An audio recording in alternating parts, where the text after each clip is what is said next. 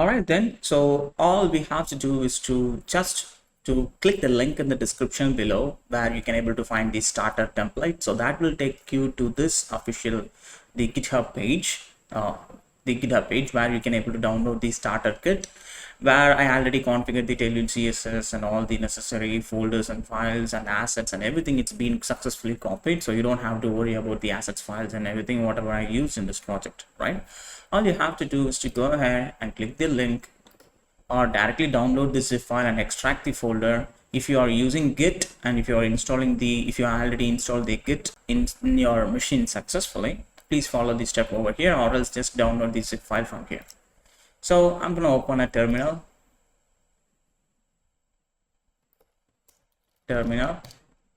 All right.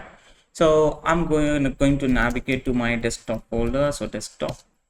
And over here, I'm going to create the clone of that project. So let's say git clone, paste that link and type your project folder in what name that you want to create over here. So I'm just going to say React portfolio September or something. So hit the enter. So that will start the cloning of the complete project, and it's done. And where is that folder? Oh, here we go. Let me bring it to the screen. All right, so now I can see that folder. So let me open this. So let me navigate to React September folder and let me open it to the Visual Studio Code. All right, there we go. So now you can able to see the project with all the necessary project folders which is needed. And if you open the source folder, you can see all the assets which we used in this project and the components and all the config. Of course, all these things are just empty, nothing in it. So everything is just empty. All right. So if you go to the index.js, you can see, of course, you can see the app file which is coming from your containers folder, which is the root file of everything. All right, and it's already pre-configured with the Tailwind CSS and everything. We don't have to do anything at all. Just clone it, and you can straight away start just like how I'm starting right now. So you can build along with me, or you can download the complete source code from the link below. Okay, so all you have to do is to just open up your terminal. In this case, we are using yarn. So if you are the user using npm, feel free to use npm. If you are using yarn, you can just say hit the yarn. If you're using npm, just type npm install. That's all. That's it. That's all you need to do. So hit the enter. So this might take a while to download all the necessary packages which I already installed in this package session. You can see all these packages are already installed. It's need to download locally in our local project, so it will take some time, so please wait until it's successfully downloaded. All right then, so in this case the project files and everything is successfully downloaded. So let me start this project. Let's say yarn start, hit the enter. So that will trigger our development server, and here we go.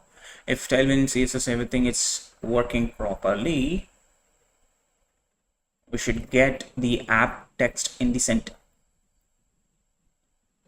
All right, so everything is working fine. The background color is loaded, but we don't see the text color because probably the reason would be, get back to the app.jsx and type some color for class name. It's going to be text blue, something like this. So save the changes. Now you should see the text color, it changed over there. Cool, right? Which means the Tailwind CSS and everything, it's working perfectly as it's supposed to be. So now all we have to do is to lay out the structure. So let's go here. You can see this is a single page website where you can see the home screen and about, skills and project, everything straight away right after it, right? And it's been navigating inside the home page just by using the ID, just like in a normal HTML, right? So let's go ahead and do that stuff one by one.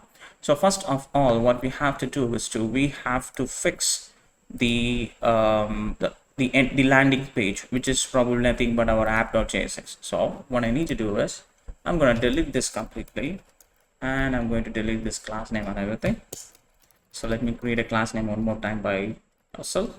Then of course it's going to take the full width. So width is going to be full, but from the Excel device, that means after the desktop devices, we need to restrict the window, the size of the width. so sorry, the width size, right? So width is going to be 1600 pixels. All right, then padding and top and bottom, I'm just going to say 32 pixels normally for in every devices, and px from left, it's going to be 4. But from the large device onwards, the padding that px, it's going to be 12. And padding right for the normal devices, that means for the mobile devices, from the mobile device onwards, it should be, the padding right should be 4. But from the large device onwards, the padding right should be 32, because that's the space we needed for this particular the navigation bar. So that's for that purpose. All right, so let's write a comments over here. First we need to create the header, which is nothing but that navigation bar. Then we need to come for the home container, which we need to build. Then we need to go for about container. Then we need to go for skills container. Then we need to go for projects container and contact container, and over here, which is going to be the footer container. And on top of everything, we need to bring that particles container, which is nothing but that nice particle which is loaded at the back of our website, right? So we need to keep it at the top of everything.